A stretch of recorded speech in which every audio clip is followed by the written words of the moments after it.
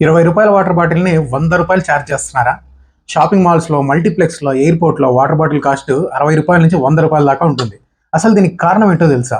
So, ఈ ప్లేసెస్‌లో water bottle అనేది ఒక ప్రొడక్ట్ కాదండి. అది ఒక సర్వీస్. అంటే మనం పే చేస్తున్న రూ. 100 కేవలం నీళ్ళకి కాదు. అక్కడున్న యాంబియన్స్‌కి, ఎయిర్ కండిషనింగ్‌కి, మనం వాటర్ తాగి బాటిల్ పడేసిన తర్వాత ఆ వేస్ట్ డిస్పోజల్‌కి అయ్యే సర్వీస్ కాస్ట్ ఇది. సో, ఈ లాజిక్ చెప్పి మల్టీప్లెక్స్‌లు గానీ, రెస్టారెంట్‌లు గానీ వాళ్ళకి నచ్చినంత కాస్ట్ వేస్తున్నాయి వాటర్ బాటిల్స్ పైన. సో, అయితే సుప్రీంకోర్టు ఒక రెగ్యులేషన్ ఇచ్చిందండి.